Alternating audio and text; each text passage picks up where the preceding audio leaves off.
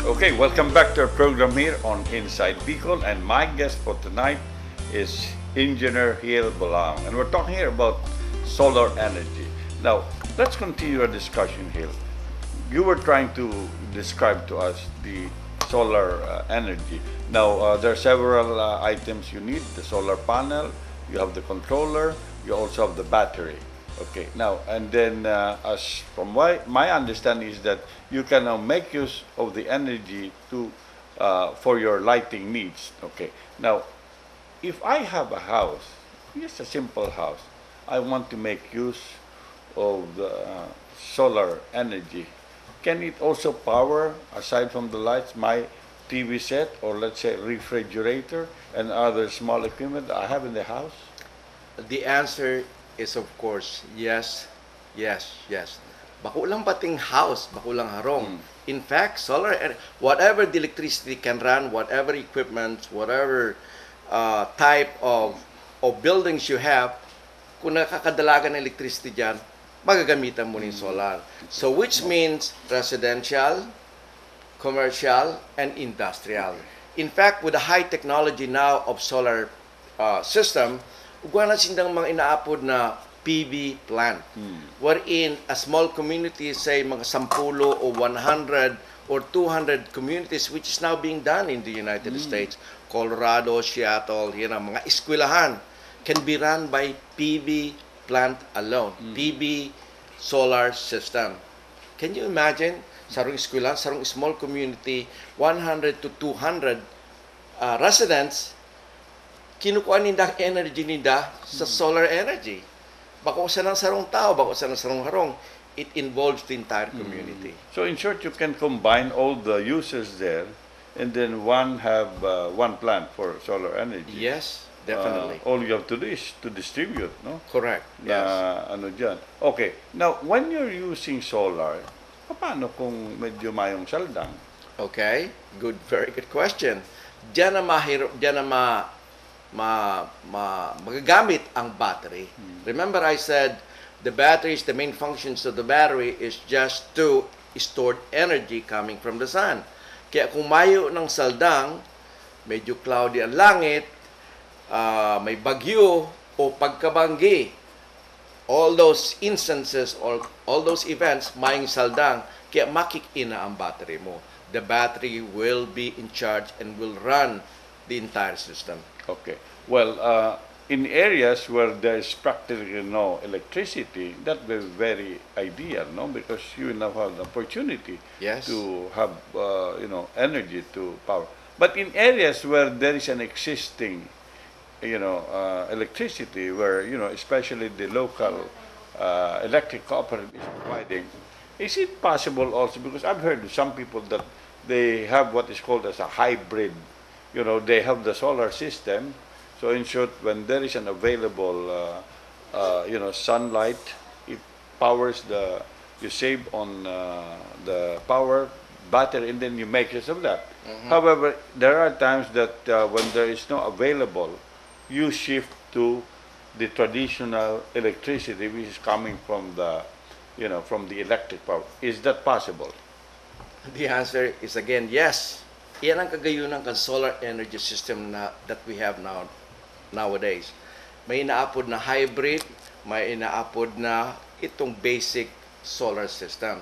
Now let me tell you, with Republic Act 9513, which is Renewable Energy Act of 2008, the Congress mandates the use of net metering and some other benefits na tataunin da sa mga renewable energy developers, and that includes us.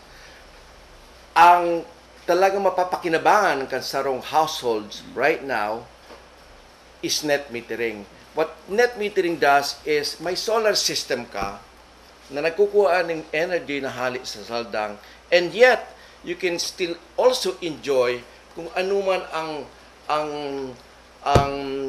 energy na pipoproduce kang electric company, in this particular case, Kasureco. Now, with net metering, which is mandated by Congress, na dapat i-enforce na iniyo, in fact, Meralco did, lalong makakasave ka mo sa energy nindo. It's because the power company, in this particular case, Kasureco, dapat bayaran ka mo duman sa pinuproduce kang solar energy na pig-avail nindo.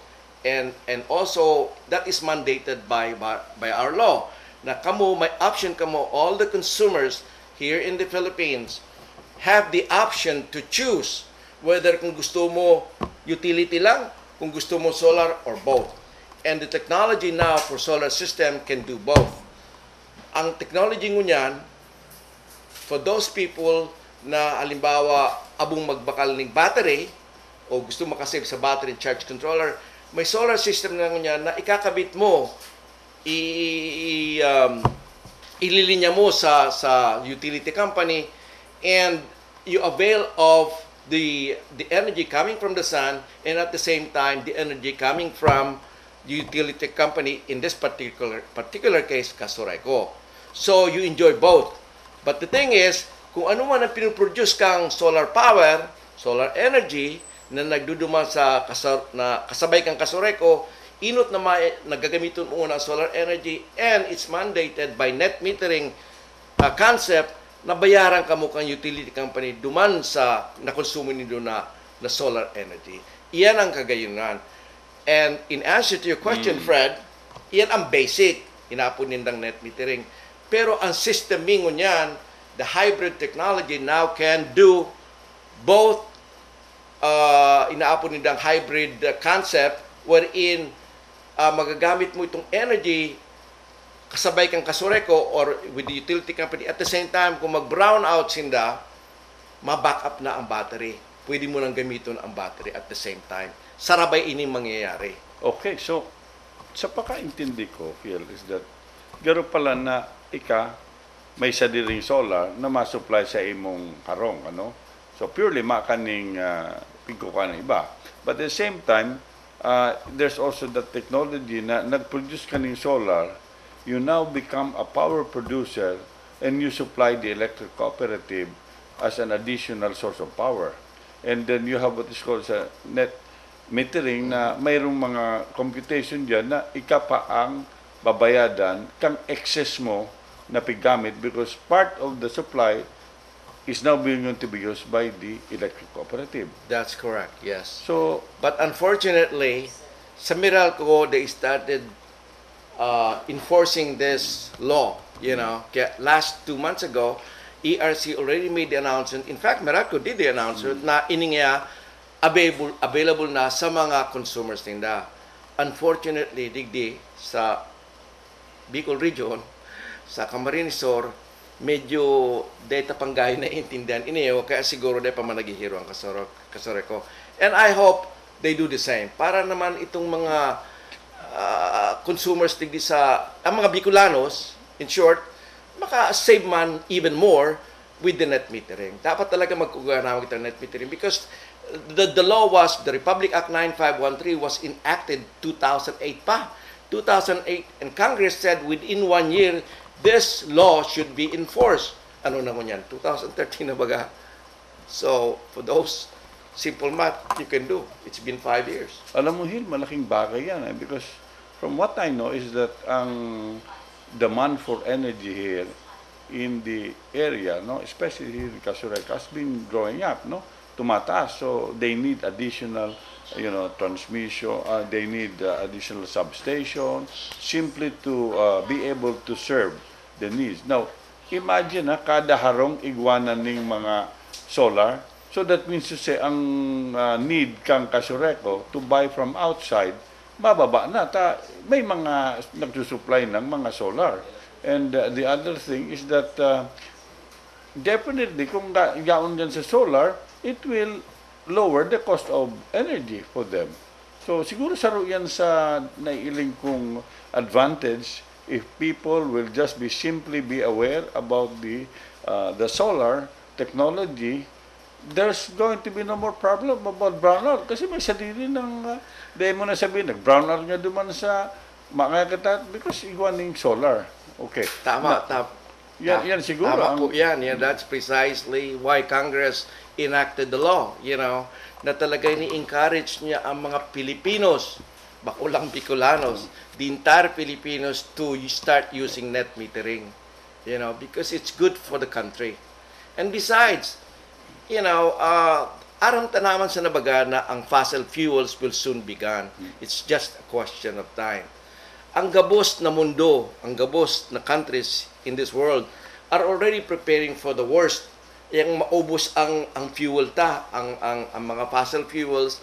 Kasi nagpe-prepare naman na for that worst event na maubos nga ni.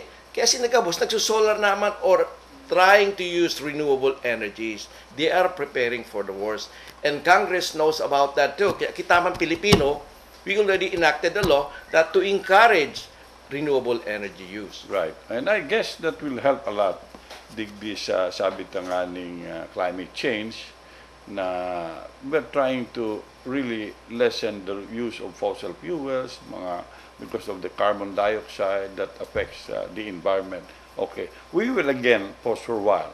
When we return, we will also be talking whether it will be advantageous on the part of the solar user in the long run as regard the cost of putting up a solar system in dyan sa Indong Araw. So don't go away, we'll be back.